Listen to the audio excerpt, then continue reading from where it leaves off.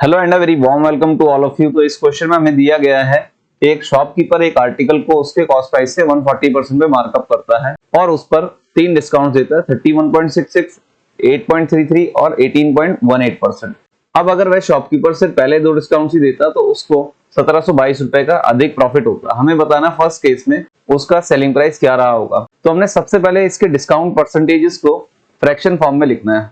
तो 31.66% को हम 19/60 लिख सकते हैं, 8.33% को हम लिख सकते हैं 1/12 और 18.88% को हम लिख सकते हैं 18.18% को हम लिख सकते हैं 2/11। अगर उस आर्टिकल का कॉस्ट प्राइस 100 था तो मार्कअप होके 140 हो गया, यानी कि ये हमारा सीपी है और ये हमारे पास मार्क प्राइस हो गया। डिस्काउंट हमेशा मार्क प्राइस पे दिया जाता है, यानी कि 140 पर पहला डिस्काउंट दिया गया जो कि हमारे पास 19/60 था, यानी कि 19 रुपए की कमी की गई तो हमने सिर्फ 41 आउट ऑफ 60 रुपीज पे किया। सेकंड डिस्काउंट हमने 1 आउट ऑफ 12, यानी कि हमने सिर्फ 11 रुपीज पे किया आउट ऑफ 12। और तीसरा डिस्काउंट हमने दिया 2/11, यानी कि हमने 9 आउट ऑफ 11 रुपीज ही पे किया। तो ये हमारे पास टोटल सेलिंग प्राइस आ गया जैसे हमने मार्क प्राइस पे तीन डिस्काउंट यहाँ पर लगाए। तो ये फर्स्ट केस का हमारे पास सेलिंग प्राइस था। अब इस पर हम देखते हैं, सिर्फ अगर हम पहले दो डिस्काउंट्स ही देते तो हम इसको इस तरीके से लिख सकते थे 41/60 इनटू में 11/12। तो ये हमारे पास आया था सेलिंग प्राइस 2, यानी कि इस केस में उस शॉपकीपर को ज्यादा पैसे मिले, यानी कि SP2 में से अगर हम SP1 माइनस कर देंगे तो हमें 1722 रुपए का अधिक प्रॉफिट होगा। तो ये पर्टिकुलर पार्ट दोनों इक्वेशन में कॉमन है, यानी कि हम इसको बाहर निकाल लेंगे। 140 इंटू 41/60 इंटू 11/12, ब्रैकेट के अंदर हमारे पास 1 है, माइनस में 9/11। तो इस केस में हमें 1722 रुपए का अधिक प्रॉफिट हुआ। तो जब आप इसको सॉल्व करेंगे तो 140 इंटू 41/60 इंटू 11/12 इंटू 2/11 हमारे पास ये आएगा 1722 रुपए। अब हम यहां से 140 यूनिट की वैल्यू निकाल लेंगे जो कि हमारे पास उसका मार्क प्राइस है। लास्ट में हमें फिर से इस पर डिस्काउंट लगाना पड़ेगा, यानी कि पहले हम 140 यूनिट की वैल्यू निकालेंगे रुपीस में। तो आप देख सकते हैं 1722 को हम यहीं पर रखेंगे और बाकी वैल्यूज जो ये वाली फ्रैक्शंस है इन फ्रैक्शंस को हम दूसरी तरफ ले जाकर इन्वर्स कर देंगे, यानी कि 60/41 हो जाएगा हमारे पास और 12/11 हो जाएगा हमारे पास और थर्ड फ्रैक्शन जो कि 11/2 हो जाएगी हमारे पास।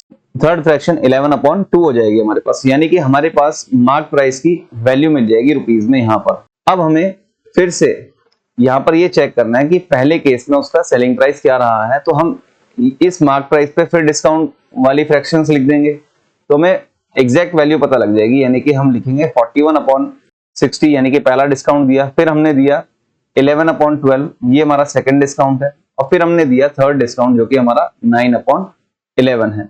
अब जब हम इन सभी वैल्यूज को सॉल्व करेंगे, इस 11 से ये कैंसिल आउट हो जाएगा, इस 12 से ये वाला 12 कैंसिल आउट हो जाएगा, इस 60 से ये 60 कैंसिल आउट हो जाएगा, 41 से ये वाला 40 कैंसिल आउट हो जाएगा, इस 11 से ये वाला 11 कैंसिल आउट हो जाएगा। अब हमारे पास बचेगा 2 और ये 1722 कैंसिल आउट हो जाएगा 861 पर, और लास्ट में हमारे पास बचेगा 861 इंटू में 9, 861 इंटू में 9। तो जब आप इसको सॉल्व करेंगे तो आपके पास ये वैल्यू आ जाएगी ऑप्शन ए। तो ये बेसिक तरीका है इस क्वेश्चन को सॉल्व करने का। अब हम देखते हैं इसको शॉर्टकट तरीके से।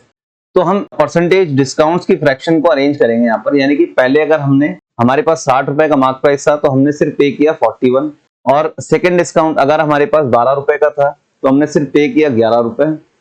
थर्ड डिस्काउंट हमारे पास 11 रुपए का था तो हमने पे किया सिर्फ 9 रुपीज। तो ये जब अब हमने क्या करना है, ये जो वर्टिकल वैल्यूज दे रखे ये मल्टीप्लाई होंगी और ये डायगोनली कैंसिल आउट हो सकते हैं, यानी कि डायगोनली एक दूसरे को डिवाइड कर सकते हैं। सेम रो में ये डिवाइड नहीं करेंगे एक दूसरे को। तो लास्ट में हमारे पास जब हम ऊपर से नीचे की ओर आएंगे तो हमने मल्टीप्लाई करना, तो लास्ट में हमारे पास मार्क प्राइस और सेलिंग प्राइस का रेशो आ जाए। तो ये फर्स्ट केस है हमारे पास। सेकंड केस क्या है, जिसमें हमने सिर्फ 2 ही डिस्काउंट दिए, यानी कि हमने सिर्फ 60 से 41 किया उसको और 12 से 11 किया उसको हमने। अब हम यहाँ पर इसको सॉल्व करेंगे तो ये 9 जब इसको कैंसिल आउट करेगा 9 3 हो जाएगा, यहाँ पर ये हमारे पास 4 हो जाएगा। अब ये 3 फिर से कैंसिल आउट हो जाएगा और यहाँ पर ये 20 बन जाएगा। ये 11 इस 11 को कैंसिल आउट कर देगा, तो हमारे पास मार्क प्राइस की वैल्यू है 80 और सेलिंग प्राइस की वैल्यू हमारे पास 41। यहाँ पर जब हम इसको सॉल्व करेंगे हमारे पास आएगा 720 मार्क प्राइस और हमारे पास कॉस्ट सेलिंग प्राइस हमारे पास आएगा 451। आप देख सकते हैं मार्क प्राइस तो दोनों का सेम होना चाहिए, यहाँ पर 720 है हमारे पास और यहाँ पर हमारे पास 80 है, तो हम इन दोनों को बराबर करेंगे। अगर इन दोनों को बराबर करेंगे मार्क प्राइस को, तो यहाँ पर हमें 9 से मल्टीप्लाई करना पड़ेगा। ये 720 बन गया, यानी कि ये वैल्यू हमारे पास बन जाएगी 3, 6 एंड 9। अब आप देख सकते हैं कि सेकंड केस में हमें ज्यादा प्रॉफिट हुआ अगर हम इसको कंपेयर करें फर्स्ट केस के सेलिंग प्राइस से। तो इन दोनों का डिफरेंस कितना हो गया, 82 यूनिट। अब ये जो 82 यूनिट है ये रुपीस में 1722 रुपीस के बराबर है। तो जब हम इसको कैंसिल आउट करेंगे 82 इंटू 2 हमारे पास 164 आता है और हमारे पास बचेगा फिर 8 और 2 यानी कि 1, यानी कि एक यूनिट की वैल्यू हमारे पास आ गई है 21 रुपीज। अब इस 21 को हमने फर्स्ट केस के सेलिंग प्राइस से मल्टीप्लाई कर देना, यानी कि अगर हम 369 से मल्टीप्लाई करते हैं 21 को तो हमारे पास आंसर आएगा ऑप्शन ए। अच्छा, इसको आप चाहे तो कैलकुलेट कर सकते हैं, नहीं तो आप ये देख सकते हैं 21 का मतलब 7 इंटू 3 होता है, यानी कि जो हमारा रिजल्ट आएगा वो 7 का मल्टीपल रहेगा और 7 का मल्टीपल आप आसानी से चेक कर सकते हैं। और दूसरी चीज 369 का मतलब ये है कि वह वैल्यू जो हमारा आंसर होगा वो 9 का भी मल्टीपल होगा।